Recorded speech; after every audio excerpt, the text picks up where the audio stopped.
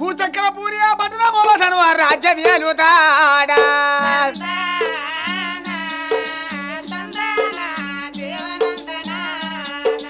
రాజు రాజు నవభోజరాజు నవభోజరాజుగా భార్య ఉన్నది ఆమె పేరు భూలక్ష్మీదేవి సంతులేక నక్షత్రములు వారు తిరగినారా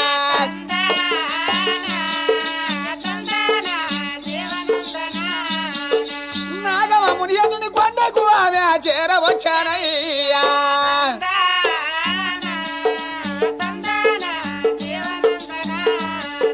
నాగమునంద్రుని కూర్చుగా ఆమె తపసు పట్టినారే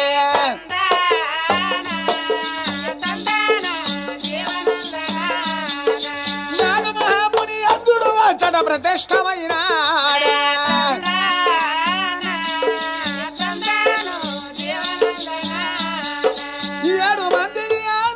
సంతానమిచ్చినాడా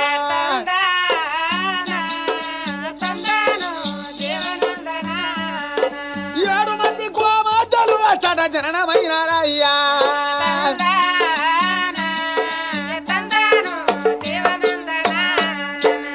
7 మంది కుమార్తెలను జననమయ్యి అయినా గాని సూర్యనాగమ్మ చంద్రనాగమ్మ ఉత్తరనాగమ్మ దక్షిణనాగమ్మ శిరవీరనాగమ్మ తదవీరమానాగమ్మ అందరికి చిన్నది మాత్రమనగా శివబాలనాగమ్మ ఆ శివబాలనాగమ్మని సంతానాన్ని బాగా చాకుతుండగా ఒకనొక దినమునాడు ఆ పిల్లవాళ్ళు మాత్రమనగా చూడయ్యా బాలత్వములోని ఆ నాగమామునింద్రుడు అతి ఆచగా ఫలములు కోసినది కనుక భూలక్ష్మీదేవి భూలక్ష్మీదేవి నేను చెప్పిన మాట నువ్వు ఈనకుండా మాత్రం ఫలములు ఎక్కువగా కోసావు 6 మాసముల నాటికొస్తాను నీ వాళ్ళకు నువ్వు కాటి వాళ్ళ నాకు అన్నాడు సరస్వామి నా బిడ్డల్ని మాత్రం మెచ్చుతుండగా 6 మాసములు గడువెప్పుడు వచ్చినదో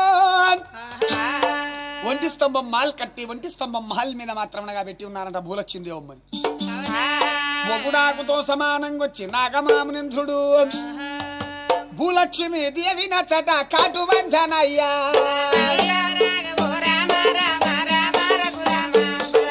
అంతకు లోపల కరుణ చూచ నవభోజరాజు గలడా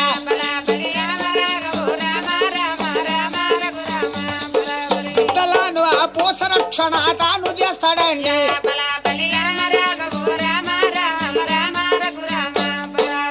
భూలక్ష్మీదేవిని కాటండగా ఆమెని దానాకాలము చేసి ఇక మరి ఒక భార్యని మాత్రం లగ్నమాడిన వెడల నా బిడ్డల్ని చూడదు కదా అని చెప్పి ఎవరు నవభోజరాజే కష్టపడుతున్నాయట ఆ బిడ్డలకు తలలు తువ్వడము స్నానం చేయించడము జడలు వేయడం కొన్ని రోజులు పోయిన తదుపరి నవభోజరాజుతో బాలనాగమ్మ తండ్రి ఎంతవరకంట కష్టపడతావు నాయనా మరి ఒక్క భార్యని పెళ్ళాడమని రాళ్లగవత పట్టణం పరిపాలించేది మాత్రమనగా మాణిక్యాల దేవమ్మ ఆ మాణిక్యాల దేవిని 2వ లగ్నమాడాడు మాణిక్యాల దేవిని 2వ లగ్నమాడగా కొన్ని రోజులు మాత్రమనగా కొన్ని రోజులు సంతోషంగా భామ చూసినాదే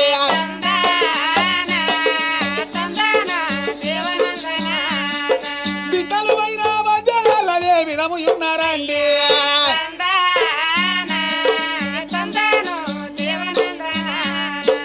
5 ఏళ్ల బాల కుమార్తెలు అయినా కాని అన్నాళ్ళున్నా ఈ బిడ్డలు ఎవరి కుమార్తెలు అంటే భూలక్ష్మీదేవి కొడుకులు అంటారు గాని కుమార్తెలు అంటారు కాని ఇక నా కుమార్తెలను చెప్తారా చెప్పరు కదా అని మాణిక్యాల దేవమ్మ చిన్నగా ఒకనాటి ఒక దినము నాడు భర్తకు మరలు మందును పెట్టి బిడ్డల్ని అడవికి వదిలిపెట్టి రమ్మన్నాడు 7 మంది బిడ్డలకు మాత్రమనగా 7 పేడకాళ్ళు సర్ది కట్టిందంట నవభోజ మహారాజుకు బచ్చ పదార్థం సర్ది కట్టింది ఆ నవభోజ మహారాజు 7 మంది బిడ్డలు తీసుకొని అరణ్య ప్రదేశం బయలుదేరినాడు అరణ్య ప్రదేశం బయలుదేరగా నడచలేక బిడ్డలు మాత్రం కష్టపడుతుంటే ఏమంటున్నాడు నవభోజరాజు నడవారమ్మా బిడ్డలారా నారమణి బాలలారా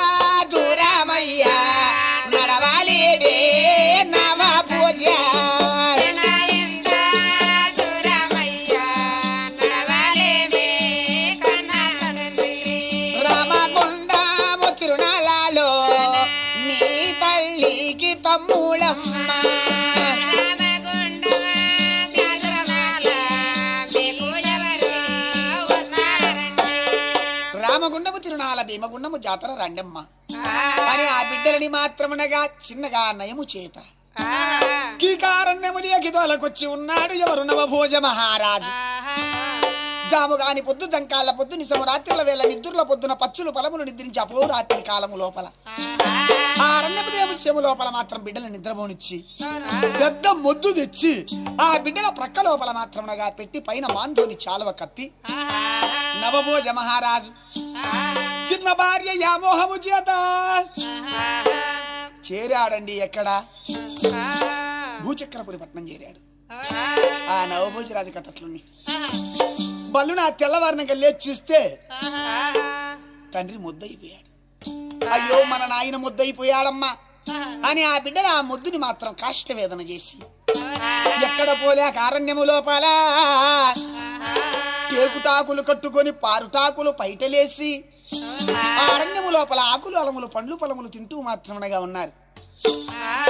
ఎప్పుడైతే ఉన్నారో ఇక్కడ ఈ బిడ్డలుండగా ఇక అయినా కాని పరిపాలన చేశారా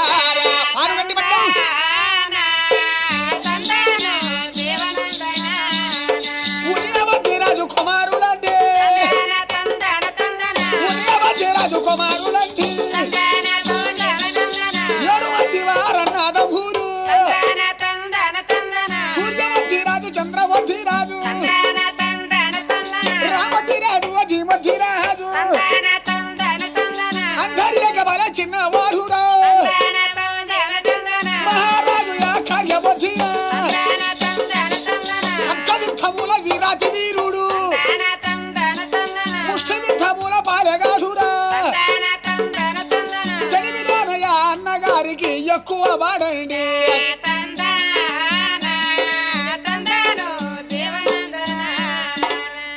భూలక్ష్మీదేవమ్మ ఈ పానుగంటి మాత్రమునగా ఉదయవతి మహారాజుకు సొంతమక్క.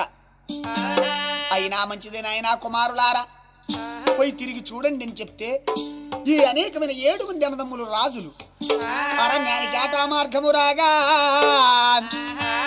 ఆ యాటా మార్గం వచ్చేటాలకు సూర్యనాగమ్మ, చంద్రనాగమ్మ, ఉత్తరనాగమ్మ, దక్షిణ నాగమ్మ, శనవీర నాగమ్మ, పెదవీర నాగమ్మ, ఆ బాలనాగమ్మ ముగ్గురు ఎగిపించినారంట.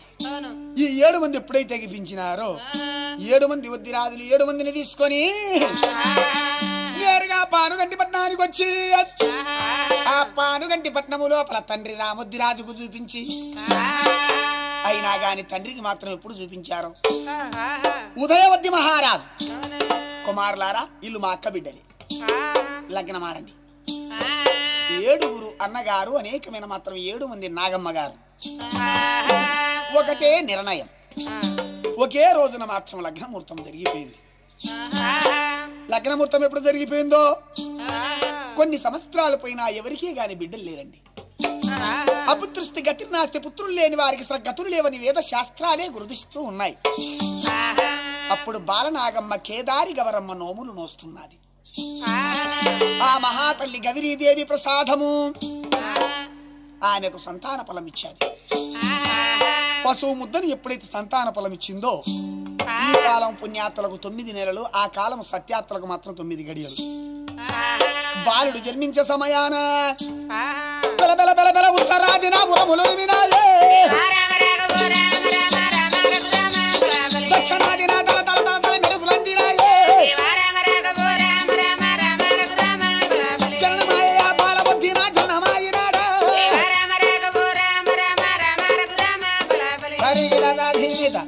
కుల ఉద్ధరించే కొడుకు ఒక్కడు చాలు. అయినా బాలబుద్ధి రాజు ఎప్పుడు పుట్టాడు?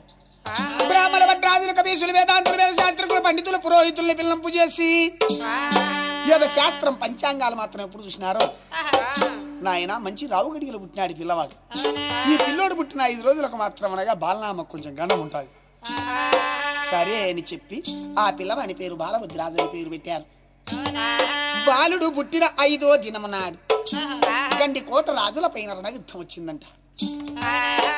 ఆ గండికోట రాజుల పైన రణయుద్ధం ఎప్పుడైతే వచ్చిందో వెళ్తున్నారండి. ఎక్కడికి వెళ్తున్నారు? కార్యవద్ది రాజు, రామద్ది రాజు, భీముద్ది రాజు, బామా బాలనాగు ఎందుకో అనుమానము చేత చెప్తున్నాను. 7 గెర్రెలు గీస్తున్నాను. ఈ గెర్రెలు మాత్రమనగా దాటి అకీర గాని పకీర గాని అద్దేసి గాని పరదేశి గాని జోగి గాని జంగము గాని ఎవరొచ్చినా సరే వృక్షం మాత్రం పెట్టద్దు. ఇది నా మీద ఆజ్ఞ. ఆన అన్నాడు బాలబుద్ధి మహారాజు. అనేకమైన మాత్రం కార్యబుద్ధి మహారాజు వెంటనే అశ్వాన్నెక్కి గండికోటపై రణయుద్ధానికి వచ్చారండి ఆ రాజుల కథట్లుని. ఇక బాలనాగమ్మ 5 రోజుల పిల్లవాడు కదా, బాలింతరాలు పాపోన్ని మాత్రం బాగా జాగ్రత్తగా చూసుకుంటున్నది బాలనాగమ్మ కథట్లుని. ఉరులు గొడ్డగా మరులు గొడ్డవది నాగ వెళ్ళి గలదా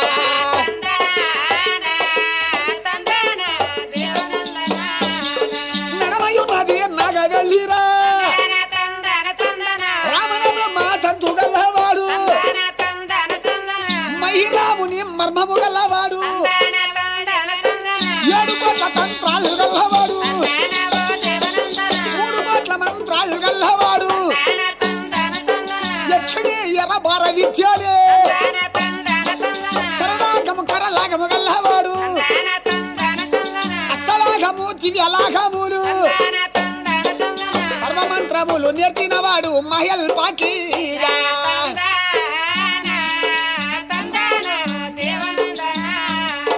మహేంద్రజాలి మాయలవాడు మరాఠీ వంశమురా పకీర్.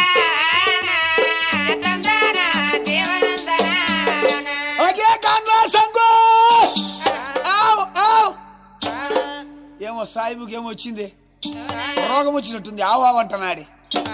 ఏం సాయిబు? అరే నేను బాగా ఉండా. ఫకీర్ సాయిబు తినే తిండి అంత అయ్యా ఆయన తినేది.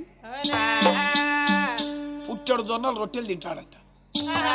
చూడయ్యా పుట్టడు మాత్రం భోజనం, నల్లమందు, సరాయి, గంజాయి ఎన్ని తాగినా మనకి కైపెక్కదంట మరాఠీకి సాయిబుకు. తను సొంతంగా చాక్కున్నాడు నల్లటి నాగుబాము. ఆ నల్లటి నాగుబాము నాలుక ఎందున కాటేస్తే అప్పటికి మత్తుడైతాడు. నిసా అని ఫకీర్ మాత్రం ఉంటాడంట. అలాంటి మహల్ ఫకీరి ఎప్పుడైతే ఉన్నాడో గాండ్ల సంగు సాయివో ఎట్నో నీ పాపానికి తగ్గ నేను దొరికినా గాండ్ల సంగం అంటే నేను సామాన్యమైన దాన్ని అది వేస్తే 1000 రూపాయలు పట్టుకుంటే 10 రూపాయలు పట్టుకుచ్చుతో సమానంగా ఉండవలసిన దాన్ని గాండ్ల సంగుని నా భర్తను రాయం చేసినావు, నన్ను తగులుకున్నావు. చూడవయ్యా నా కాటికి అండగత్తి నీకు ఎక్కడ దొరుకుతాదేనే తెరే బాన్కిచ్చు. ఏమన్నా నీకంటే అండాగత్య నాకి దొరకదు. అరే నాది పేరు నీకు తెలుసు, మహేంద్రాజ్యాలి మహల్ మరాఠీ. నేను ఏ నీకంత ఎండి గుండు ఎడమకాలి బొటకానేలతో జుమ్మేవాణ్ణి అని ఫకీరి వాడు. అబురా ఫకీరా ఆ మాయల్ ఫకీరా వాడు సారాయి దాగ ఆ నల్ల మందు ఆ గంగాయి దాగ వాడి కైపు ఎక్కలేదు. ఆ వాడు సాకిన ఆ నల్ల నాగుపా నాలుక ఎందున కాటు వందానమ్మా.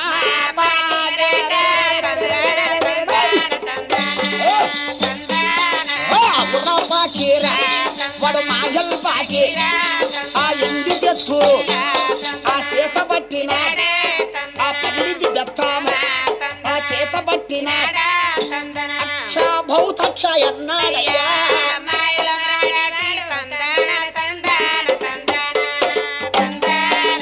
ఆర్య సంగాయి అరే గాంధ సంగాయి రేపు ఈ వేళ ఈ టైము కల్లా నీ పైన సమితిని చేస్తా. అరే గండ్ల సంగు రేపు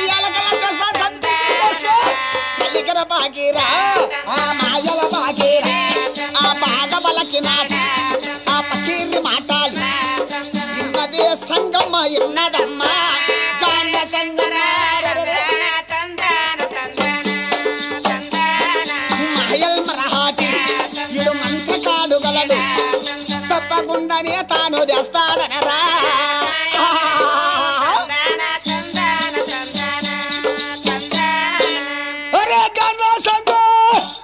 రేపు ఈ ఆళ్ళకల్లా నీకు మీద నేను సంతిని తెస్తానంటే తెస్తాను. అది మాట అంటే మాట, మళ్ళా మళ్ళా మాట ఉండకూడదు. నాది వంశం మాట. అది సాయిబు ఏమోలే సాయిబు, నాదే పొరపాటు అయిపోయిందిలే, హీరో అంతా నాకు కూడా ఉండకుండా ఎందుకు పోతావు సాయిబు అంటాంది గాండ్లా సంగాయ్. ఆ సంగాయ్ అనే మాట మాత్రమనగా విని అరే కావిన్ భూతం చూడయ్యా, ఫకీర్ సాహిబుకు సప్లై చేసేటోళ్ళు ఎవరు?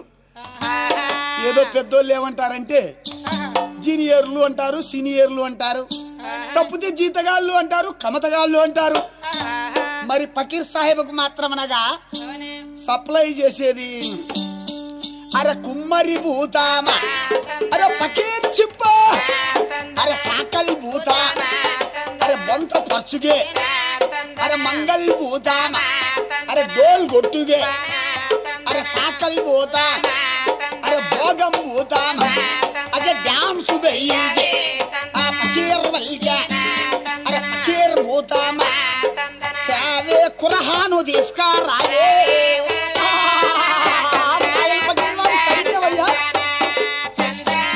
వాడు మాయల మరహాటి తెచ్చరా భూతాలు వచ్చాడమ్మా, కావిని భూతాలు, చిన్న చిన్న భూతాలు, పెద్ద పెద్ద భూతాలు.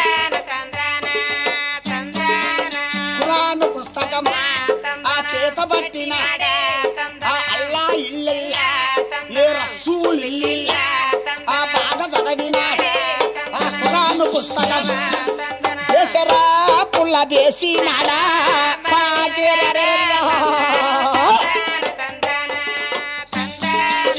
ఎక్కడ మలపినడా ఆ పరమటి ప్రాంతాన ఆ బాగా మలపినాడే వాడు మాజల్ పాకీరా ఎన్నాడయ్యా.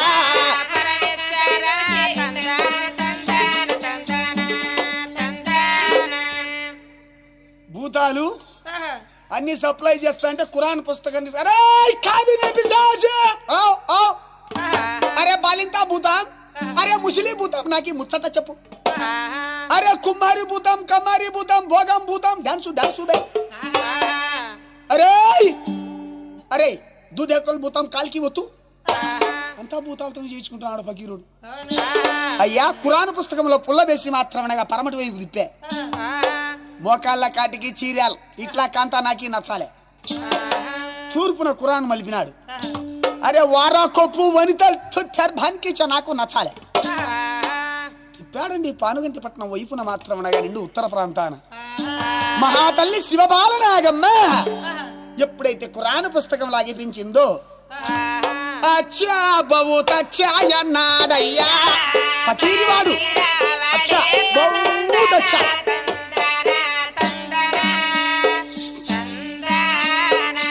మహాతల్లి పతివ్రతరాలు సక్కని తల్లి శివబాలనాగమ్మ రామాయణముల ఆమె సీత ఉన్నదయ్యా. రామాయణములో సీతమ్మ ఎవరు? బాలనాగమ్మ.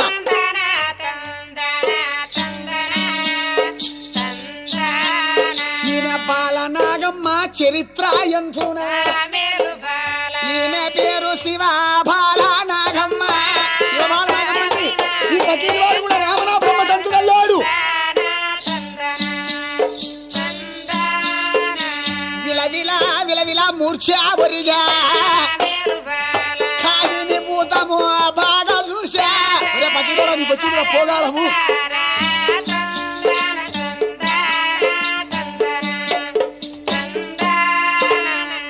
మా తల్లి శివబాలనాగమ్మ ఆది కాలముల భారతం రామాయణముల మాత్రం సీతమ్మ అంటారు. ఈడు కూడా రామణ బ్రహ్మతంతు అంటే రామణ బ్రహ్మని మాత్రమనగా 9 నలిసేసిన నాడు ఆ 9 ఒక్క శిరస్థేయుడు మహిళ ఫకీర్. మరి అటువంటి విధంగా ఎప్పుడైతే ఖురాన్ మీద బోర్ల పన్నాడో మూర్ఛ పన్నాడు. కావిని పిశాసి ఫకీరుని గడ్డం పట్టుకొని పటా పటా చెంపకేసి 4 గంటలు బిరికే. అరే నాకే కొడతావా భూతాం? నేనుగా సాయిబు కొట్టింది, నీ గట్ట కనపడింది. కొట్టినంటే బతకనేడు లమిడిగుడు. ఆ మాయల్ ఫకీరి వాడు ఎండిది ఒక బెత్తం, పగిడిది ఒక బెత్తం అంటే మంత్రాలు చేసేది. 2 బెత్తాలు తీసుకొని 2 చేపు వేసిన చేసి నేరుగా పావు కొల్ల పైన కూర్చొని జాయ్ పరమేశ్వర అన్నాడు. నేరుగా పానుగంటి పట్నానికి ఊరికి వెలిగా అంజూర మంజూర నారికేర జంబి జంబీర సాకార మరదూర ధర్మాస ఒకుల వృక్షంపుల ఒక వనంతరము లేకొచ్చి ఏం వేషం కట్టినాడయ్యా? జంగవేషం వేసుకున్నాడు. జంగవేషం వేసుకొని నేరుగా శివబాలనాగమ్మ ఇంటి ముందరకు వచ్చాయంట మాయవేషములు. మాయవేశ్యముల మాత్రమునగా శివబాలనాగం ఇంటికి వచ్చారు. హర మహాదేవ శంభో శంకర ప్రహదాండ క్రోధాండ భవతి భిక్షాందేహి మాత అన్నపుణ్యేశ్వరి అన్నాడు. దాదులంతా మంచినీళ్ళకి వెళ్ళిపోయారు. మరి బాలనాగమ్మ అక్కగారందరూ ఎవరిళ్లలో వాళ్ళు ఉన్నారు. అటువంటిప్పుడు బాలనాగమ్మ చూసింది, అయ్యా ఎప్పుడు అర్హరా అని మాత్రం పకీరోడు అన్నాడో పిల్లోడు ఎత్తిన పోరు దిగదించాలి. స్వామి పిల్లవాడు ఏడుస్తున్నాడు స్వామి, కొంతసేపుటి దాప స్వామి భిక్షం పెడతాను. ఆలస్యంగా ఉంటే అది కూలిపాటుతో సమానం. నువ్వు భిక్షం పెట్టినా నీకు మోక్షం రాదు. మళ్ళీ రాపో తిరిగి రాపో అంటే నేను అప్పుల వాడను కాదు, మళ్ళీ తిరిగి రాను. దేహి దేహి అన్నాను. నేను మాత్రం కాశీ ఆ లింగేశ్వర స్వాముల వారికి పెద్ద పూజారిని జంగమదేవరని. ఎట్లా చేయాలబ్బా పరమేశ్వర? స్వామి మైల వస్త్రాలతో నా స్వామి భిక్షం పెట్టొచ్చునా? అంటూ చెల్లు మైలా చెల్లు సర్వము చెల్లు జంగమదేవరిని బాలనాగు తీసుకురావే భిక్షం పెట్టు అన్న. భయ్యింది భయ్యని ఇట్టంటాడు. స్వామి పిల్లోడు పోరుమానలేదు స్వామి. ఏ కావిని పిశాసి ఇట్రా, ఈ కాట్లో ఈ బూతి ఉండవు, పిల్లోని మఖాన వైపో అంటే మంత్రశక్తులు గలవాడు పకీరువాడు. ఆ కాట్లో ఈ భూతి మాత్రం ఇప్పుడు భారతీరాజు ముఖానేసిన అరసకుండా పండుకుని, ఇది అంబ రాసిన రాత కాదు బ్రహ్మ రాత. నేను సావక చల్లగా బ్రతుకుతే అమ్మా 12 ఏళ్ల వయసు నాకు కలిగొచ్చిన తర్వాత పకీరువాని మాత్రం అనగా ప్రాణ మర్మము కనుక్కొని వాడిని చంపి నిన్ను శరలో నుంచి గడ్డకు తీస్తా, లేకపోతే నిన్ను శరమండగారం ఇడిపించే దిక్కు లేదు తల్లి బాలనాగమ్మ అని చెప్పి ఆ అనేకమైన మాత్రమనగా పిల్లవాడు నిద్రపోయి ఎప్పుడు నిద్రపోయినాడో ఈ పకీరివాడు హరహరామాదేవన్నడే తెచ్చారా బాలనాగమ్మ భిక్షము దానా ధర్మము అయంత వచ్చారా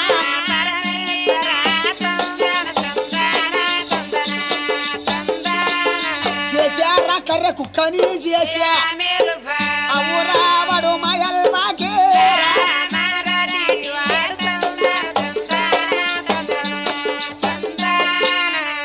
కర్రె కుక్కని చేసుకుని పావుకొల్ల మిట్టు మీద కూర్చొని కొంత దూరం వచ్చి పగిడి బెత్తు మోపేటాలకు మాత్రం అనగా ఆ కుక్క బగ్గున మండి బూడిదేవి.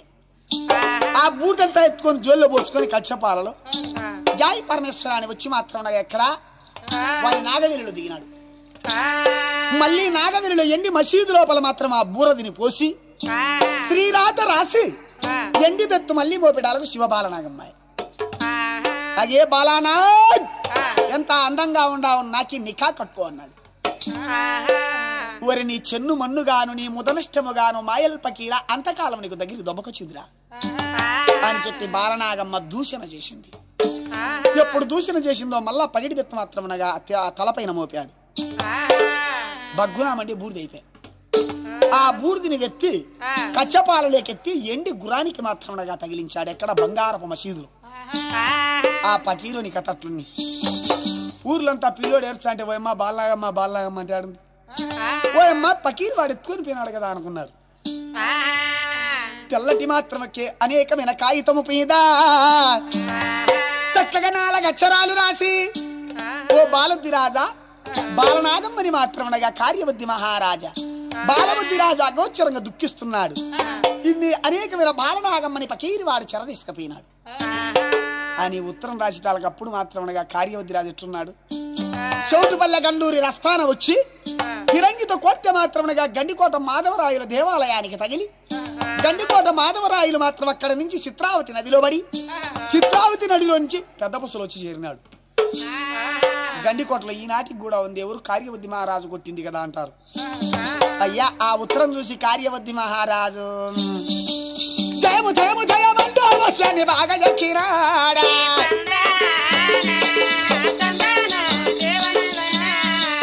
వచ్చినాడయ్యా పాను గట్టిగా గట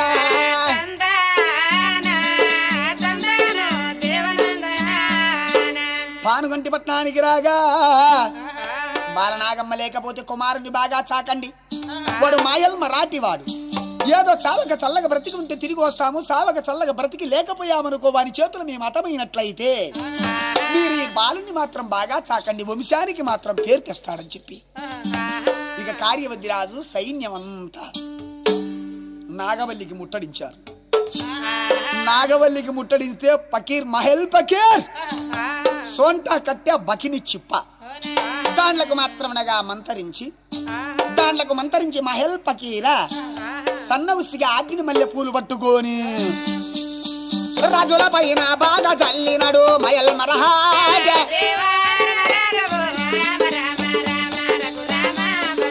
ఎక్కడి వారు అక్కడ ఇనబలే రాళ్ళు అయినారయ్యా.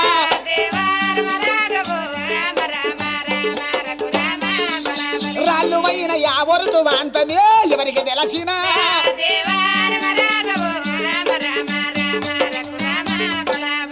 ఎక్కడి వాళ్ళకి రాళ్ళు అయిపోయినారు. అగే బాలానా మీది అయ్యాగారంతా రాళ్ళు అయిపోయినారు. నాకు నికా కట్టుకో. నీ చెన్ను మన్నుగాను నీ ముదనష్టంగాను పకీరివాడా. నిన్ను నల్లదాసన్నా పెరక నాగు పాములన్నా నిన్ను కొరక అని మహాతల్లి మాత్రం అగోచరంగా దుఃఖిస్తా ఉంది. అరే పాములు గీములన్నీ ఏమీ చేయలే, నువ్వు నాకు నికా కట్టుకో అంటున్నాడు. ఎవరు? పకీర్ సాహెబ్. మహాతల్లి బాలనాగమ్మ తిట్టేటాలకు అరే బయట నాకి తిట్లాకి సా అని చెప్పి ఎండి బెత్తి తీసి తల మీద కొట్టే బగ్గున మండి భూర్తి పడిపోయింది. ఎవరు? బాలనాగమ్మ.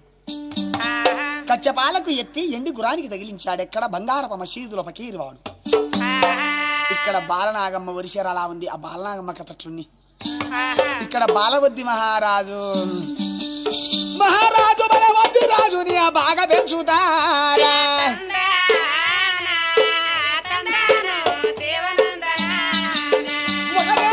నెలలు దాటి ఐదేళ్ల బలే బాలుడైనాడే.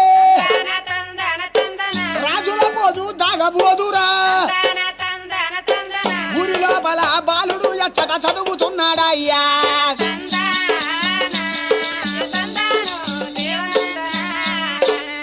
ఒకనాటి దినము నాడు బంగారాలాట.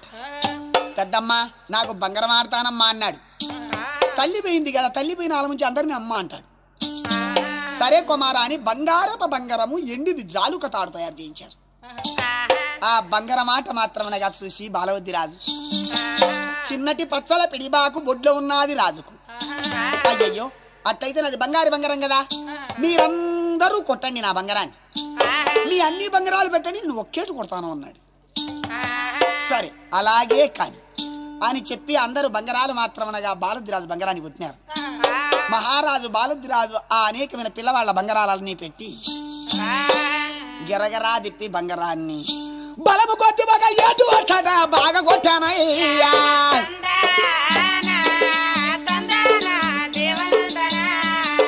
బంగారము మెండు అయినా తాను ఎగచినాదే.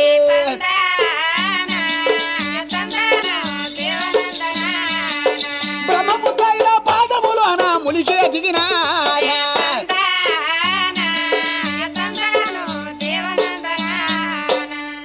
బంగారము మెండెగిసి ఆ పిల్లవాళ్ళ బంగారాలు చీలిపోయి బంగారం కదా.